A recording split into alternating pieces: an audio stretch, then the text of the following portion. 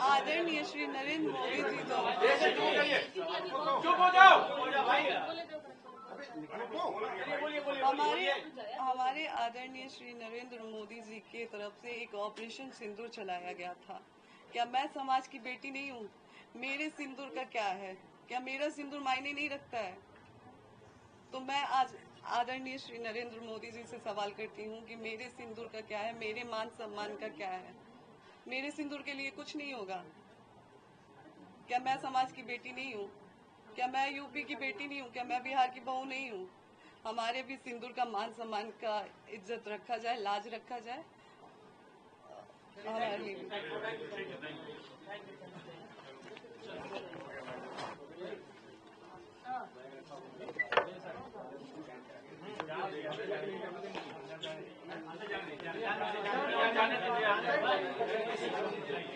तो 2-2 घंटे मेरे पिताजी से बात होती थी कि पापा आपका आजीवन मैं बेटा रहूंगा, आपके लिए आजीवन मैं करूंगा। फिर मैं मेरे लिए साड़ी का मैं पैसा भी दिया गया। मैं वहाँ पे गई तो कि ये साड़ी तुम अपने लिए ले लेना जाके। सारा कुछ किया गया तो चुनाव में मुझे पहुंची द्वारा बुलाया गया। अच्छा, जितने दिन आप चुनाव में उनके पास थी, पति पत्नी की तरह आप लोग रहते थे कि अलग अलग? जी, शुरुआत में 4-5 दिन हम लोग पति पत्नी की तरह थे। फिर वहाँ पे ज्यादा भीड़ होने लगी थी, उनके कमरे में लोग आने जाने लगे थे, तो एक दूसरा रूम खुलवाया गया था जिसमें मैं, वो और उनकी अम्मा और मेरी बहन रहते थे।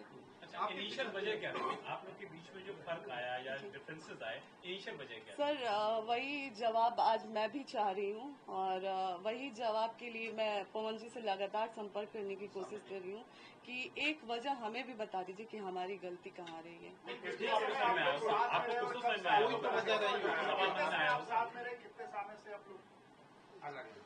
जी, हम लोग लगभग डेढ़ से 2 साल साथ में रहे हैं।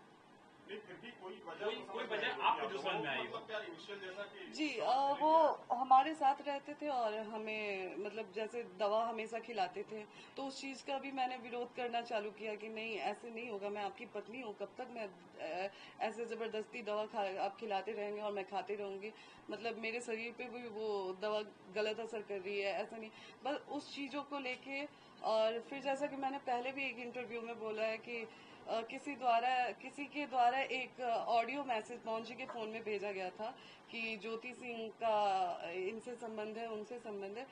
बस उस एक ऑडियो की वजह से आज ज्योति सिंह यहाँ पे खड़ी है। आपके पिताजी पर भी आरोप लगा, मतलब मिसअंडरस्टैंडिंग रही जो किसी लोगों ने आपके बारे में जी, वो मिसअंडरस्टैंडिंग रही जिसे आज तक पवन जी ने क्लियर करने की कोशिश नहीं की। मैं लगातार उनसे मिलने के लिए भीख मांगती रही, बात करने के लिए भीख मांगती रही, लेकिन वो कभी मेरे सामने बैठने के लिए तैयार ही नहीं हुए। एक आरोप आपके पिताजी पर लगा कि उन्होंने कहा कि मेरी बेटी को विधायक बना दो, उसके बाद रखना हो तो रखो, छोड़ना हो तो